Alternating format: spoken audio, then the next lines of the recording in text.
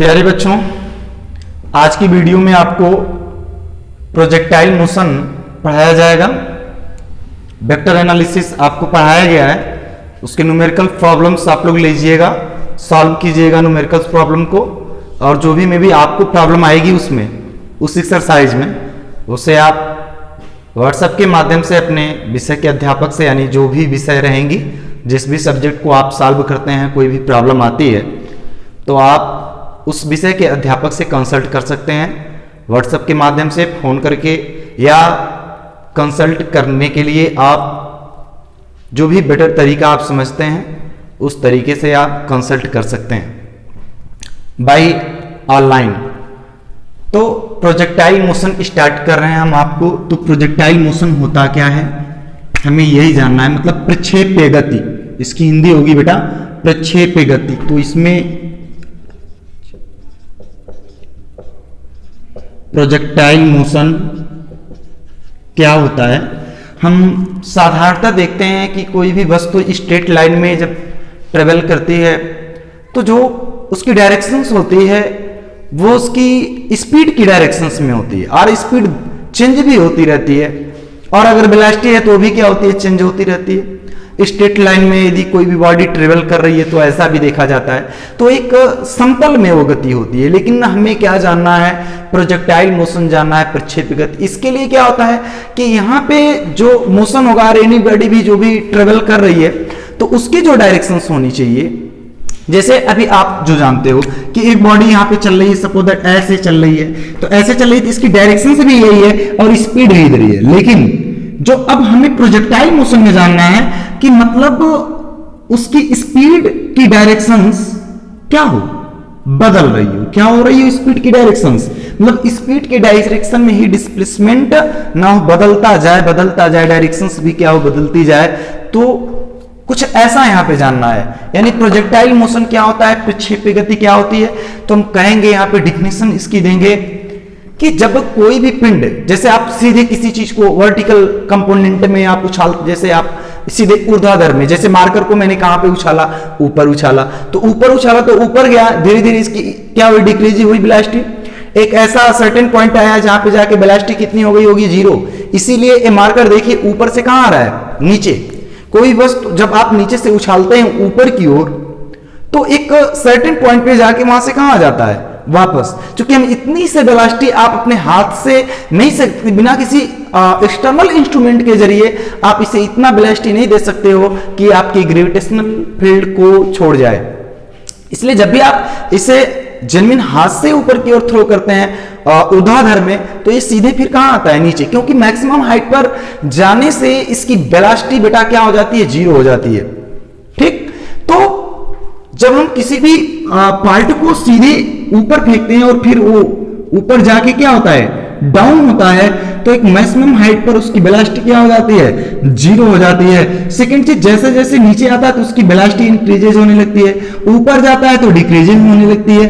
But इसी वे पे जाता और आता है, लेकिन हमें कुछ इससे अलग डायरेक्शंस पर किसी भी पार्टिकल्स को ट्रेवल कराना है, जो प्रोजेक्टाइल मोशन के लिए इंपॉर्टेंट है।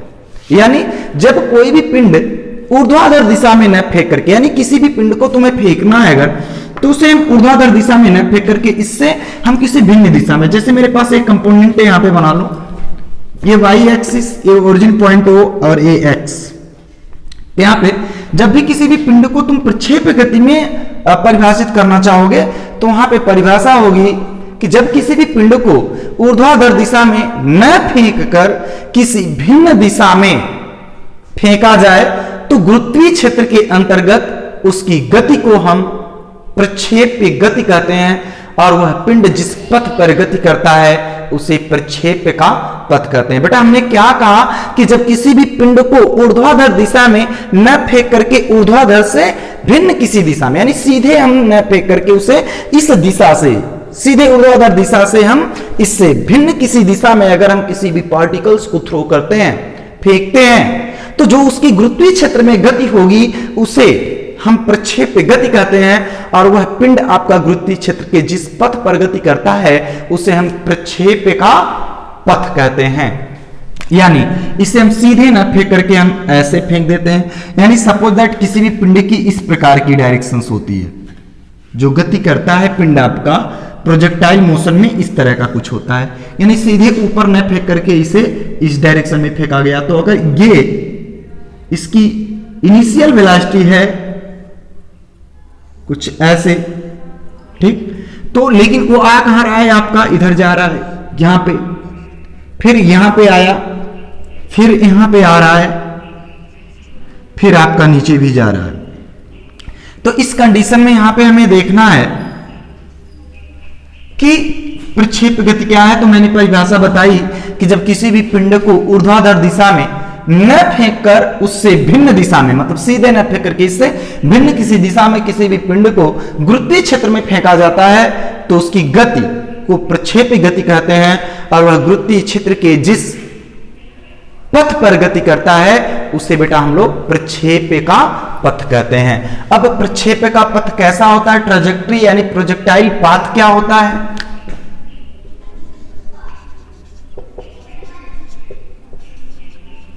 प्रोजेक्टाइल पाथ किसी भी पिंड का जब वो प्रक्षेप गति करता है तो उसका पथ जो होता है परवलयाकार होता है। कैसा होता है बेटा, परवलयाकार होता है। तो परवलयाकार यानी पैराबोला कैसे होगा, वो प्रूफ होगा आपका यहां पे। बट आप प्रोजेक्टाइल मोशन में प्रक्षेप गति क्या है, प्रक्षेप पथ, मतलब ये जो पथ है इसे हम प्रक्षेप का पथ कहेंगे।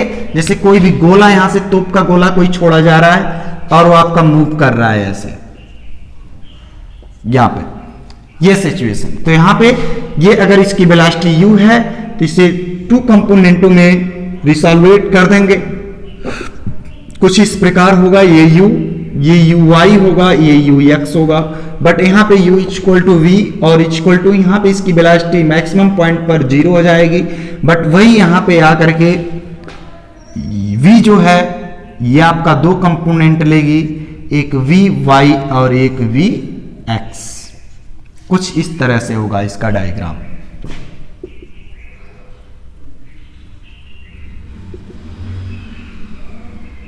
इस तरह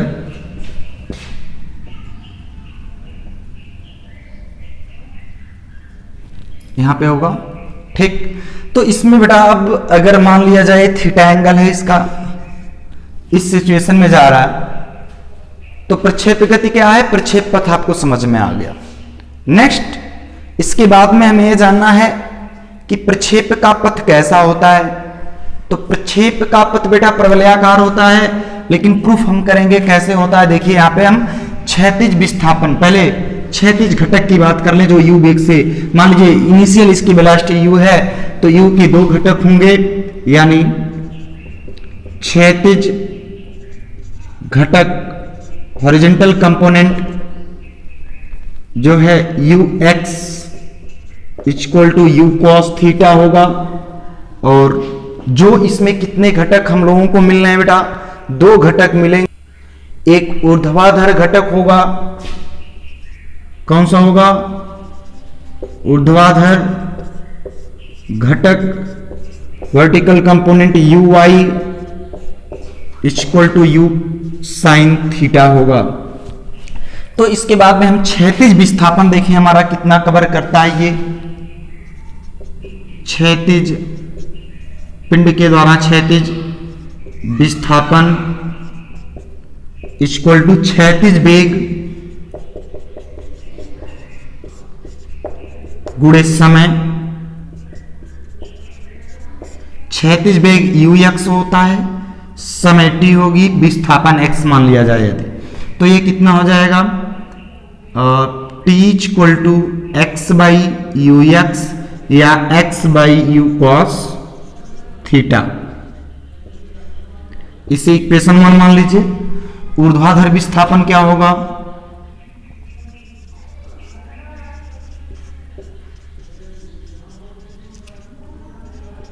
बेटा ऊर्ध्वाधर विस्थापन जो होगा यहां पे ए y equal to u i t minus half g t square के द्वारा, ठीक। अब इसमें जो आप लोग पढ़े होंगे s equal to u t plus half a t square उसी के अकॉर्डिंग ये बनने वाला है आपका। तो यहाँ पे जो यस था वो क्या हो गया है आप लोगों का, y हो गया है ut, और जो हाफ ए टी स्क्वायर होता था वहां पे क्या हो गया minus half g t square. अब इसमें हम चलेंगे आगे, तो y equal to u y माने u साइन थीटा हो जाएगा इंटू टी की वैल्यू है आपकी x by u cos theta minus 1/2 g t माने x square upon u square cos square theta हो जाएगा। नेक्स्ट लाइन यू कैंसिल हो जाएगा, y equal to x tan theta minus 1/2 g by u square cos square theta और बाहर x square. ये equation आप ध्यान दोगे तो y में एक घात है और x में कितनी पावर है इसकी 2, x में 2 घात y में 1 घात का ये इक्वेशन जो आया हुआ है यह एक परवलय के पथ को व्यक्त करता है। किसे व्यक्त करता है, परवलय के पथ को ये क्या कर रहा है, रिप्रेजेंट कर रहा है। इससे स्पष्ट है कि कोई भी अगर आपके पास पिंड है और उसे हम लोग ऊर्ध्वाधर दिशा से भिन्न किसी दिशा में अगर थ्रो कर रहे हैं तो उसका पथ कैसा होता है बेटा, परवलयाकार होता है। यानी प्रक्षेप गति क्या है, जब किसी भी पिंड को ऊर्ध्व दिशा में न फेंक करके उससे भिन्न किसी दिशा में फेंका जाता है तो गुरुत्वीय क्षेत्र के अंतर्गत उस पिंड की गति को प्रक्षेप्य गति कहते हैं तथा वह जिस पथ पर गति करता है उसे प्रक्षेप्य का पथ कहते हैं। अब प्रूफ हो गया आपका यहाँ पे कि जो प्रक्षेप का पथ होता है वो कैसा होता है, परवलयाकार। क्योंकि परवलय का समीकरण होता है y equal to 4ax to the power 2, जो x में कितनी पावर है 2, y में कितनी है 1, तो ये किसे रिप्रेजेंट करता है, परवलय को। तो ये भी किसे रिप्रेजेंट कर रहा है, आपका परवलय को रिप्रेजेंट कर रहा है। बेटा अब हमें इसमें पढ़ना है उड्डयन काल कितना होता है, फ्लाइट टाइम कितनी होती है, मतलब यहां से यहां तक आने में टाइम कितना लगता है, इसकी रेंज ऑफ प्रोजेक्टाइल क्या होती है और इसकी हाइट क्या होगी। यानी 3 इक्वेशन और इसमें हम लोगों को जानना है। तो चलिए उसे देखा जाए। फ्लाइट टाइम की बात अब हम करते हैं, यानी उड्डयन काल की। किसकी बात कर रहे हैं, उड्डयन काल की, यानी फ्लाइट टाइम। बच्चों अब ये जानना है हम लोगों को टाइम ऑफ फ्लाइट, यानी इसका उड्डयन काल क्या होता है। यानी जो भी हम किसी भी पिंड को क्या कर रहे हैं, मतलब थ्रो कर रहे हैं, मतलब वर्टिकल कंपोनेंट में नहीं, उससे किसी अदर वे में। ऐसा ना हो कि आप उसे सीधे फेंकेंगे। कभी भी जब आप उसे ऊर्ध्वाधर सीधे फेंक देंगे, सीधे थ्रो करेंगे, तो जो उसकी मोशंस होगी वो प्रोजेक्टाइल मोशन नहीं होगी, वो प्रक्षेप गति नहीं करेगा। ठीक, यानी वन स्ट्रेट लाइन में वो मोशन करने लगेगा, यही वर्टिकल कंपोनेंट में। बट आपको इससे डिफरेंस कंपोनेंट में, आपको डिफरेंस डायरेक्शंस में मोशन कराना है। उसके लिए आपको डिफरेंट एंगल पर, वर्टिकल 90 एंगल से डिफरेंट एंगल पर आपको थ्रो करना होता है। तो टाइम ऑफ फ्लाइट क्या होगा इसका,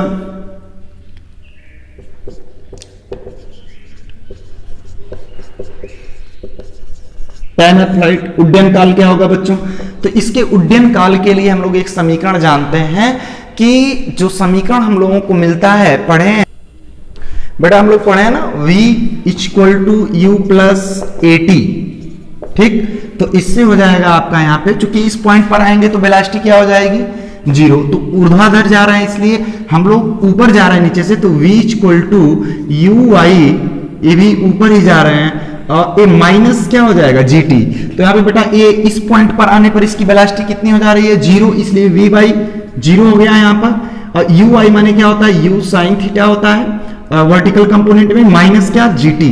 तो यहां से बेटा जी टी को लाओगे इधर तो क्या हो जाएगा, g t equal to u sine theta. तो टी इक्वल टू क्या हो जाएगा, u sine theta by g. तो बेटा तुमको जितना इस यहाँ पे इस पिंड को यहां से लेकर के इस पी पॉइंट तक आने में जो टाइम लगता है, यहां से ओ से लेकर के पी तक, उतना ही टाइम इसे पी से लेकर के इस ओ डैश तक आने में लगता है। तो इसलिए हमें उड्डयन काल t इक्वल टू क्या होगा, t प्लस टी, यानी 2t। तो t इक्वल टू 2t की वैल्यू कितनी आई, u साइन थीटा बाई जी। ठीक, तो यानी इसका टाइम ऑफ फ्लाइट हो गया, उड़ान का जो समय था पूरा इसका 2u साइन थीटा बाई जी। आपको समझ में आ गया। देखिए ये आपका इक्वेशन मोशन का है, v equal to u plus a t, but a means minus g हो जाएगा, ऊपर जा रहा है, t रहेगा, u यू आई हो जाएगा, वर्टिकल कंपोनेंट में यू आई। ये फाइनल यहाँ पे अगर पहुंचता है तो उसकी वेलोसिटी कितनी हो जाती है, 0 हो जाती है, तो इसलिए 0 हो गई। यू आई क्या होगा यहाँ पे, u साइन थीटा होता है, gt हो गया माइनस gt। अब gt को उस बगल ले जाइए, क्या आपको मिल गया है यहाँ पे t equal to u sine theta by g. यानी इस पिंड को जितना टाइम यहाँ से लेकर के यहाँ तक आने में लग रहा है, उतना ही टाइम यहां से लेकर के ओ डैश तक आने में लगता है। अब आगे बेटा हाइट ऑफ प्रोजेक्टाइल देखेंगे हम लोग। हाइट ऑफ प्रोजेक्टाइल क्या होगी, इसके लिए हमें वर्टिकल कंपोनेंट का समीकरण लगाना पड़ेगा। तो हम लोग पढ़े हैं ना, s equal to u t plus half a t square. तो एस जो है, एस आपका क्या हो जाएगा, एच हाइट के लिए, यू आपका यू आई हो जाएगा, टी रहेगा, और यहाँ पे क्या हो जाएगा -1/2 a means g t square. अब h equal to u I means u sine theta, और टी अभी यहां से लेकर के यहां तक आने का टाइम जो था वो नोट हुआ है, u sine theta by g -1/2 g t square means u square sine square theta by क्या हो जाएगा जी। हाँ नहीं, एक मिनट, हाँ कर सकते हैं आप, यहाँ पे थोड़ा सा ध्यान देंगे आप लोग बेटा, -1/2 जी, और t की वैल्यू यहाँ पे भी नोट कर दे रहे हैं हम, u square sine square theta by g square हो गया, चूंकि t इक्वल टू है u sine theta by g. तो आप यहाँ पे आए, नेक्स्ट जी 1 पावर कैंसिल हो जाएगी, ये u square sine square theta by g -1/2 u square sine square theta by g, एक जी पावर कैंसिल हो जाएगी, तो 1 में से हाफ आ जाएगा, तो आपका हाफ बचेगा, यानी u square sine square theta by 2 जी।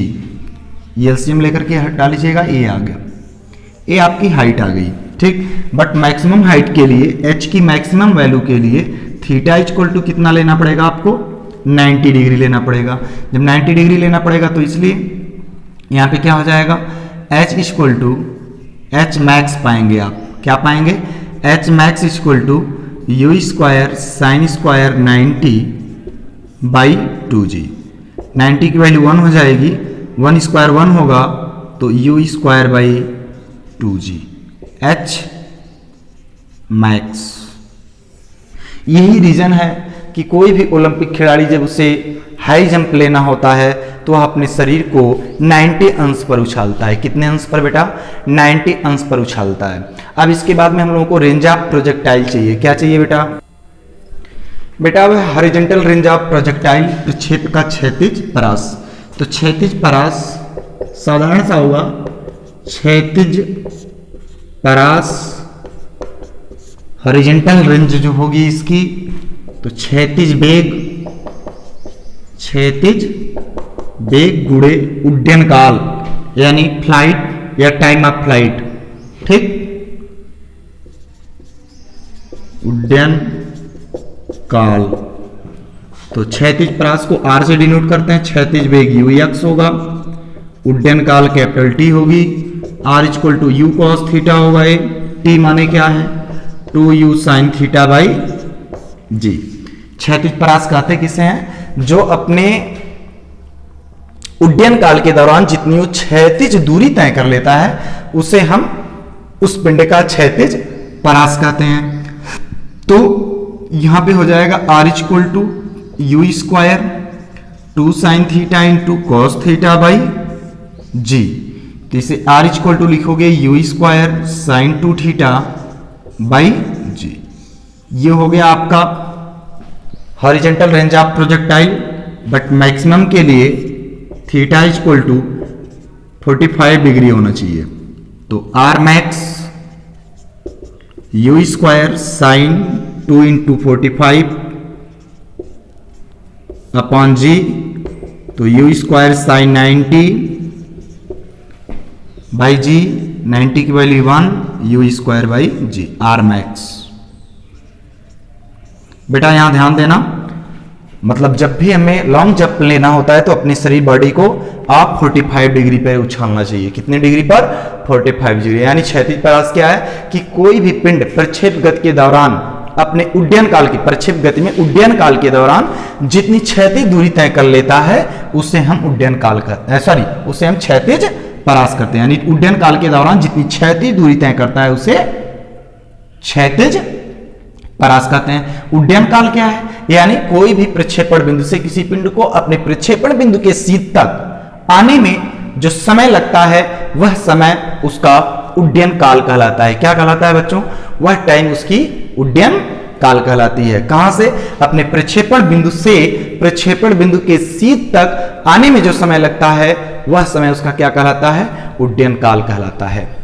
ठीक, यानी यहां से लेकर के यहां तक आने में जो टाइम लगता है उसे उसका उड्डयन काल कहते हैं। अपने उड्डयन काल के दौरान जो मैक्सिमम हाइट तय करता है उसे उसकी ऊंचाई कहते हैं।